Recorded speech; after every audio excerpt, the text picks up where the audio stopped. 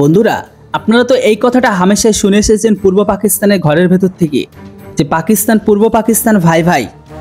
সে দেশের অন্তর্বর্তী সরকার তৈরি হওয়ার পরে থেকে এই স্লোগানটা বা এই জিনিসটা বা এই থিঙ্কিংটা এখন আরও বেশি দেখা যাচ্ছে সেই সমস্ত দেশের সাধারণ মানুষের মধ্যে। যেটাই হোক, এই মুহূর্তে যে আপডেটটি দিতে চলেছি সেটা শুনে আপনাদের আর কোনো ডাউট থাকবে না যে এই কথাটা বাস্তব। এই মুহূর্তে খবর বেরিয়ে আসছে এটাই যে ৭১ ভুলে পাকিস্তানের থেকে অস্ত্র কিনছে বাংলাদেশ। দুই দেশের কি চুক্তি হলো সবটা বলবো আজকের এই ভিডিওটিতে, তাই ভিডিওটিকে শেষ পর্যন্ত দেখুন। আর চ্যানেলটিতে নতুন হলে অবশ্যই সাবস্ক্রাইব করুন। বছরের পর বছরের চলা শত্রুতা ভুলে বাংলাদেশ এখন পাকিস্তানের সাথে নতুন অস্ত্র চুক্তি করছে। পাকিস্তানের সঙ্গে বাংলাদেশের সম্পর্ক ঐতিহাসিকভাবে উত্তেজনাপূর্ণ হলেও বর্তমানে সেই শত্রুতা বাংলাদেশ ভুলে গেছে। ভুলে গিয়ে বাংলাদেশের সেনাবাহিনী পাকিস্তান থেকে অত্যাধুনিক অস্ত্র কিনছে। সাম্প্রতিক সময়ে বাংলাদেশের সেনাবাহিনী পাকিস্তানের অ্যাডভান্স ফ্যাক্টরি থেকে বক্তার Seikan anti tank guided missile, যেটিকে শর্ট ফর্মে বলা হয় এটিজিএম, কেনার সিদ্ধান্ত নিয়েছে। ১৯৭১ সালে পাকিস্তানের নির্যাতনের স্মৃতি এখনও অনেকটাই অতীত হয়ে গেছে বলে মনে করছে। মানুষগুলো ভুলে গেছে পাকিস্তান তাদের ওপর কি নির্মম হারে অত্যাচার চালিয়েছে, তাদের মা বোনেদের ওপর, তাদের দেশের ওপর। তবে যেটাই হোক, বর্তমান সময়ে পূর্ব পাকিস্তান বক্তার সিকান মিসাইল কেনার কারণটা কি সেটাও তো আপনাদের জানা উচিত না?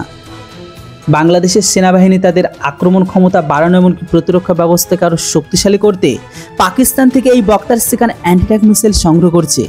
এই মিসাইলটি মূলত চীনের তৈরি নরিনকো HJ-8 মিসাইলের একটি কপি, যা পাকিস্তানের লাইসেন্স নিয়ে উৎপাদিত হয়। এটি অপটিক্যাল এমনকি ইনফ্রারেড ট্র্যাকিং ব্যবস্থার মাধ্যমে নির্ভুলভাবে টার্গেটে আঘাত আনতে সক্ষম। মিসাইলটি ট্যাঙ্ক সহ অন্যান্য সাজোয়াজান হেভি আর্মার্ড ভেহিকেল ধ্বংস করতে ব্যবহৃত করা হয়, যা বাংলাদেশ সেনাবাহিনীর জন্য একটি নতুন শক্তি যোগাবে। আপনাদের এটা বলে দিই যে বক্তার সিকান মিসাইলের ফেসিলিটি বা বিশেষত্ব কি। বক্তার সিকান এটি যে মূলত একটি ট্রাইপড মাউন্টেড মিসাইল লঞ্চার, যা দূরবর্তীভাবে নিয়ন্ত্রণ করা যায়। এটি তার মাধ্যমে নির্দেশিকা সংকেত পাঠানো এমনকি উচ্চ ধামাকা বা উচ্চ এক্সপ্লোসিভ অ্যান্টি ট্যাঙ্ক ওয়ারহেড দিয়ে ট্যাঙ্ক ও সাজোয়াজান ধ্বংস করতে সক্ষম। মিসাইলটির দৈর্ঘ্য ৫.১৩ ফুট, ব্যাসার্ধ ৪.৭২ ইঞ্চি।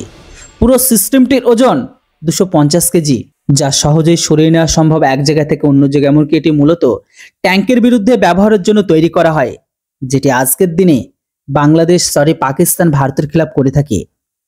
এই চুক্তিতে ভারতের জন্য উদ্বেগের কারণ হতে পারে বলে মনে করছে বিশেষজ্ঞরা মনে করছেন ভারতীয় সেনাবাহিনীর আধুনিক ও শক্তিশালী প্রতিরক্ষা ব্যবস্থা বাংলাদেশের এই নতুন সংগ্রহ মোকাবিলা করতে যথেষ্ট।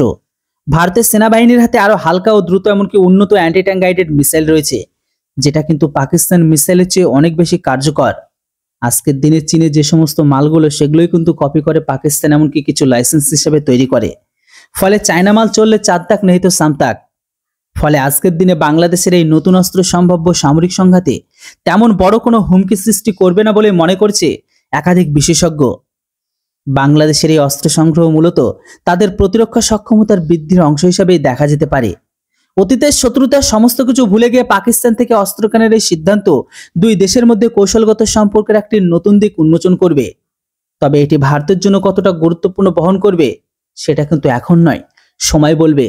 আপনাদের জানার জন্য এটাও বলে দিই, একটা সময় এমনও ছিল যখন শেখ হাসিনা সরকার ছিল, সেই সময়েও কিন্তু বাংলাদেশ পাকিস্তানের সাথে একটা এগ্রিমেন্ট করে।